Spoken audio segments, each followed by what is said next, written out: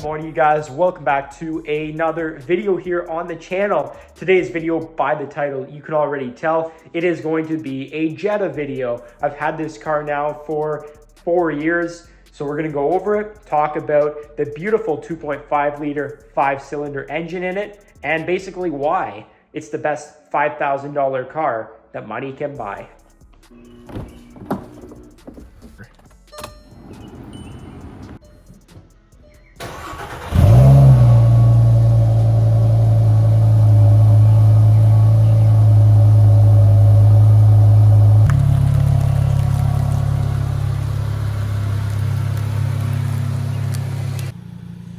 So this right here is my 2013 Volkswagen Jetta Sportline with the 2.5 liter 5-cylinder engine. Now the very special thing that the Sportline got was the Sportline interior. White, I guess you call it, with black leather as well. Probably one of my favorite interiors the Volkswagen ever made. You guys can check the back seat of it as well. It is a beautiful interior. Definitely the best interior that Volkswagen ever made. Now this car right here definitely holds a special place in my heart. It's my first car. It's a 5-speed manual. It's fun to drive, and it's got the beautiful sounding 2.5 liter 5-cylinder engine, which basically sounds like a baby V10. Just listen to it. It's like a baby R8. Anyways, let's put the windows down and let's go for a real drive.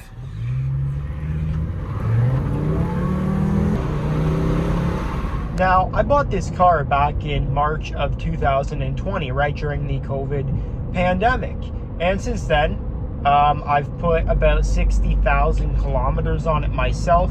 I'll link that to miles down below. But for a 2.5 liter, and with it being now 11 years old, it's still very, very low kilometers. It works out to about 20,000 kilometers per year. It kind of just sat this past year because I bought the BMW and I was pretty excited about that. And I ended up turning the BMW into my work commuter vehicle, which probably not the greatest idea. But anyways, we're gonna go down to Vesper Valley here and show you guys this awesome little $5,000 car. Now we're coming right down here basically into a forest. So we're gonna come down here and see if we can make a half decent video. I can't get the drone up today, unfortunately. It's being really, really weird with its like obstacle avoidance thing. But we should do a little pull, even though it's gravel.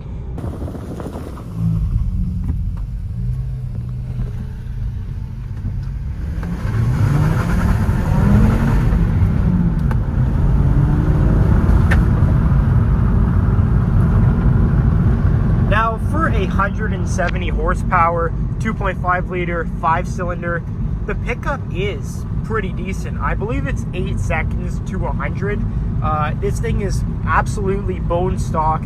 I haven't even done a cold air intake on it. I try and keep it stock because I wanted to keep it reliable. I'm not saying that a cold air wouldn't have made it reliable, but I just want to make this thing last me for years to come, especially powertrain related. Paint chips on this car are really not my biggest concern. I'm going to tell you that right now. It's got its fair share of paint chips, and it is what it is. At the end of the day, it's 11 years old. It's a daily driver, and I only paid $5 grand for it. So I try and take the best care of it that I can, but you're not going to be able to prevent everything, especially with the bad corrosion that this thing has on it. We'll talk more about that after. So now we are outside here in basically the middle of nowhere to film this video. Beautiful country road surrounded by a bunch of farmers' fields. So let's take a walk around this thing. Starting at the front, you can definitely tell it is the Sportline trim. I do have upgraded 17-inch wheels on this car.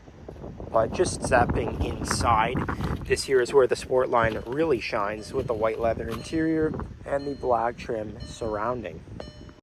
So now we're going to pop the hood and show you guys what's underneath it. So powering this Jetta is a very common Volkswagen engine for the let's say 2006 through 2014 model years from when this was discontinued. This does make 170 horsepower, and the very special thing about this engine here is that it is a 5-cylinder. There's really not too many of them out there, and it's a fairly rare powertrain. So at the front here, I'm just going to point out right away that these are not the stock headlights that came with the car. The stock headlights were just normal clear lenses. These are smoked lenses. I'm not too happy with how they've held up over the last couple of years. You can tell that the sun has taken some damage for sure, but it is what it is. It's not a brand new car. Another little thing I upgraded was the Volkswagen emblem with the red inside and the black on top. Before that was chrome. I tried to do a full chrome delete on this thing because I absolutely hate chrome. And then when you come around the side here, you can see that it does have 17-inch Michelin AS 3 Plus tires, which are wrapped around 235/45 R17s. I love these black wheels, although they are an absolute pain when it comes to keeping them clean. Now, with the sun shining, just take a look at the beautiful interior. It has held up pretty well for 209,000 kilometers.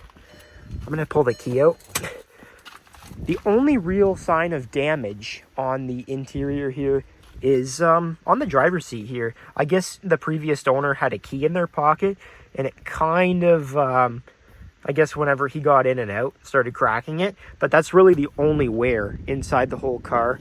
These are heated seats, not ventilated, but they do have perforated leather as well. The seats get nice and warm in the winter, and they do stay fairly cool in the summer, since this is not all black leather, but the black does get piping hot. So now jumping inside of my 2013 Jetta, you can tell here that we do have a multifunctional steering wheel with volume controls, Bluetooth. We got another voice control button. I keep making the mistake of accidentally touching that button, and it's so hard to get the car to shut up after you push that. So definitely, if you buy one of these, try not to push this button, because trying to get the car's Siri, or whatever you call it, to go away is an absolute pain. For the Sportline, you do get a 5-speed manual transmission, which is on the original clutch still. This clutch has tons of life left in it, not slipping, nothing like that. And another thing for the Sportline was the upgraded little infotainment screen. It doesn't do much, but it does have like touchscreen kind of deal, but no navigation, nothing like that. It does have the factory Sportline sound system, not the Fender, but it does sound pretty damn cool in my opinion. We'll do a sound test here in a minute. We'll see what the iPhone picks up for sound. Your whole climate control system, it's very, very basic, just like turn dials here. There's no buttons really, like fancy digital screens, nothing like that, which is good in a way because the odds of these things breaking are definitely very low. The only real interior mod that I've done is I've wrapped the interior trims here all around the car in carbon fiber vinyl, which looks pretty cool in my opinion. Might take it off at some point, who knows. And this is the original steering wheel as well. The only thing I've had to do is refinish it. As you can kind of tell, you can see a bit of the shine.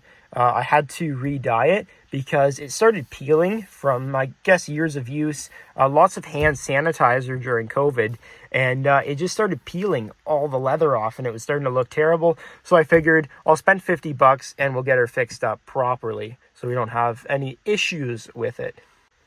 Another thing I did do inside the car was I got 2 front WeatherTech floor mats to help and keep the salt down, but there's nothing that you can do.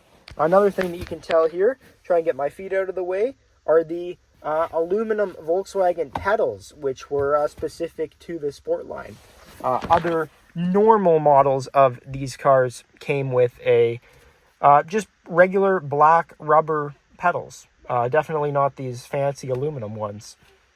With this car having almost 210,000 kilometers on the odometer, you're going to start wondering about maintenance. Now, I have spent, let's say $2,000 approximately just maintaining this car. Some issues that I probably could have fixed myself, but I ended up taking it to the dealer, unfortunately, and it's okay. It hasn't had any issues since. I did learn a very good lesson about staying away from the dealer, but that's pretty much it for the front seat. Let's jump on to the back seat and show you guys what this thing is all about back there. Now, another thing that you'll notice here quick is I did add these top of the window guards. It's definitely nice when it's raining and you just want to get a bit of fresh air in here. I did wrap these carbon fiber style as well. You can tell the vinyl's getting old. I'm gonna have to peel it off and redo it or just leave it stock, but it is what it is. Now, we do have full carpet floor mats in the back here with this beautiful leather interior here with the ivory white and the black. Maybe it's leatherette to be completely transparent here, but you do have a full center armrest here with drink holders. You got a 12-volt power adapter, have your unlock and lock controls, and you got your speakers in the door here. You got one up top and one in the bottom. Around to the back of the car, I did have V-Land LED black smoke taillights on here, but I did remove them because the car was going for its corrosion warranty repair, which was a $10,000 bill. And they replaced the trunk lid, they did quarter panels, they did the front fenders, and yeah, I haven't had too many issues since then. It's lasted a few years. You can see a little bit of corrosion starting to come back here, but it is what it is. I'm going to definitely sand it down one day and get my spray gun out and repaint it, but we can definitely fix it up. It's not going to be the end of the world. Now, stepping into the trunk here, I know there's still a lot of oil dripping. That's what's going to affect everybody here. They're going to be like, why do you have so much oil in your car? But I did take it to Crown. They got it oil sprayed just so we can try and slow down the corrosion on it. But the trunk is actually bigger on this car than my BMW 5 Series, believe it or not. It's deeper, and there's definitely more room to get stuff in here. I can get 4 tires in here, no problem. But if I'm taking the BMW, I get 2 in. So that just goes to show you that you can fit more inside your Jetta. This video seems to be drawing a lot of attention to myself. The Township of Springwater truck has literally driven by like 3 times in the past like 30 seconds. He's probably wondering what the hell I'm doing. But I got some work to do here. That's what they don't understand. They keep thinking that maybe my car's broken down, but it's not. I got work to do. Give the beautiful 2.5 liter a couple of revs here.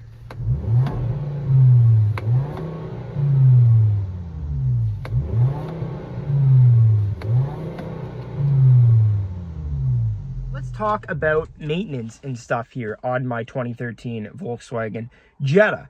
So the only things that I've had to do as, let's say, routine maintenance is brake pads and tires. I've done brake rotors as well. I've done a few brake jobs myself. That kind of pricing isn't going to interest you guys too much because I literally just bought the brakes online, had them shipped to my house. It was like $300 and I changed them out myself. It was a very, very straightforward job. It was really no big headache or issue at all. But coming to some more serious issues, I have had 2 wheel bearings go on the front of the car. We've had the left one go and the right one. I started noticing a little vibration in the steering wheel. And then when it came time to do that, I bought the wheel bearing for around, it was $80.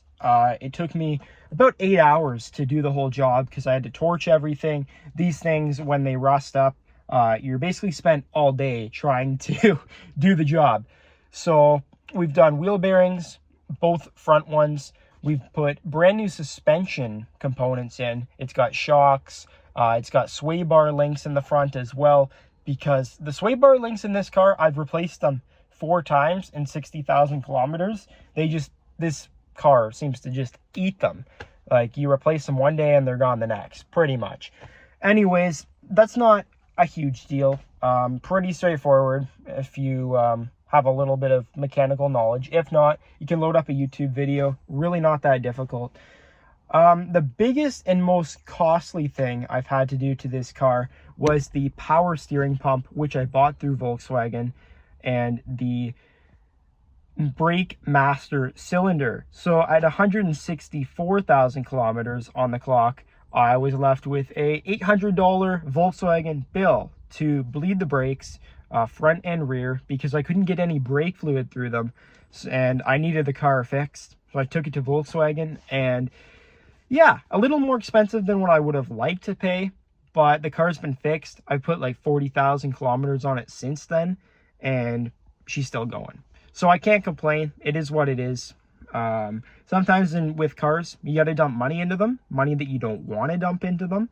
But at the end of the day, once they're fixed and running well, it's really not a big deal. Talking about pricing and stuff on this car, I spent $5,000 Canadian. I'll drop that in American dollars below. And for a $5,000 car, I put 60,000 kilometers on it. I've put about $2,000 into it.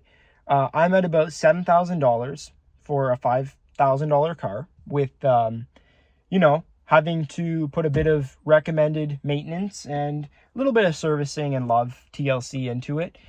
And it's still running like a dream. It's actually running better now than it ever has. So I really can't complain. My whole reasoning for making this video in the first place is I know Volkswagens do get a bad name. People are like, oh, it's a Volkswagen, it's gonna have nothing but issues. But trust me, this car has been in my family since it had 80,000 kilometers. It's got 210,000 on it now. That's a lot of kilometers, and we really haven't had anything too serious go wrong with it. Apparently the 2.5 is bulletproof. I should get like 500,000 out of this 2.5. We'll see. But from now on, just regular oil changes, keep up with the service, do your brakes, and I should be okay, to be completely honest. Keep changing the air filters and shouldn't have any issues. So now that you guys know a little bit more about this car, the service history with it, and basically what I've had to do to it, if you guys enjoyed this video, and if you think of buying a Jetta yourself, definitely go ahead and consider it.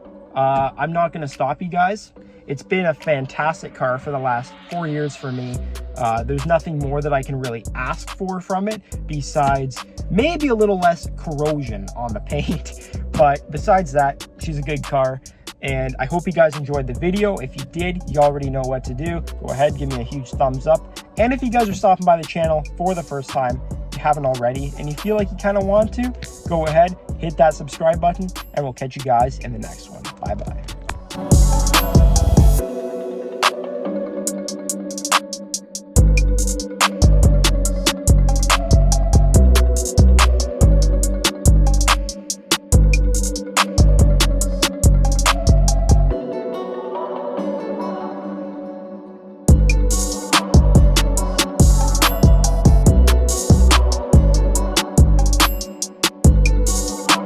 For a first car, if you guys are looking for something reliable, something that looks nice, especially like this one with the 5-cylinder Sportline package as well, the interior is gorgeous. I love it. And if you're looking for something that is a little fun to drive as well, I'm just going to say a little fun because it's not overly powerful, but it does still pull hard for its year. And if you want something that is a 5-speed manual, that is, definitely consider the Volkswagen lineup.